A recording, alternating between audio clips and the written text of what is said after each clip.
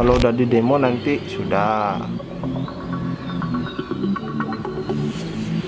kabur. Assalamualaikum netizen. Sebentar lagi ada pemilihan umum untuk gubernur dan wali kota. Dan sudah saatnya juga kita untuk dapat memilih dengan cerdas. Mana yang pro rakyat dan mana yang tidak pro rakyat. Mana yang pro rakyat dan mana yang pro dengan pemerintah. Kira-kira calon pemimpin daerah yang akan kalian pilih itu pro sama rakyat atau pro dengan pengusaha atau pro dengan pusat? Ini yang harus jadi consider kita sebagai pemilih.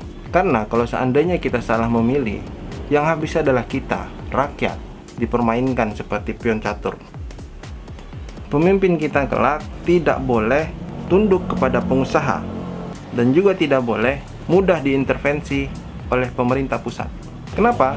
Kenapa tidak boleh diintervensi dengan pemerintah pusat? Karena pemerintah pusat itu memikirnya secara global, sementara gubernur memikirkan secara daerah. Wali kota juga begitu. Jadi kalau seandainya gubernur, wali kota mudah diintervensi oleh pemerintah pusat, berabe kita. Serius. Contoh, jika ada keputusan untuk daerah dari pusat dan harus dilakukan, sementara daerah tidak memerlukan keputusan itu. Bahkan keputusan tersebut dapat menyusahkan rakyat yang ada di daerah. Kira-kira gubernur itu pilih siapa ya? Rakyat atau pusat? Di sini gubernur dan wali kota harus pintar menjawab itu. Karena gubernur wali kota itu bekerja untuk rakyat, bukan bekerja untuk pusat. Ingat, yang pilih kalian itu adalah rakyat, bukan pusat yang memilih kalian.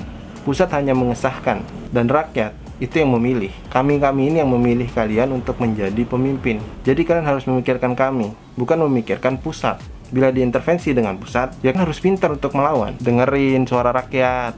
Jadi pesan saya untuk pemerintah daerah, gubernur, wakil gubernur, bekerjalah untuk rakyat. Prioritaskan adalah rakyat di daerah. Berikanlah hak-hak orang yang perlu diberikan haknya. Jangan memikirkan diri sendiri dan mengorbankan rakyat yang ada di daerah. Ingat, setelah mati itu dipertanggungjawabkan di akhirat. Buat teman-teman, kalau seandainya kalian ada concern atau apapun, bisa buat di komen di bawah. Biar kita bahas bareng-bareng, biar kita sampaikan bareng-bareng.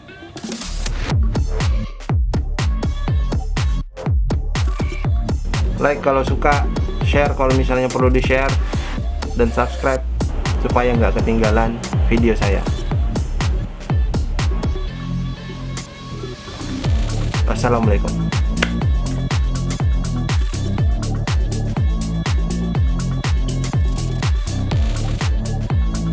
Kalau udah di demo nanti sudah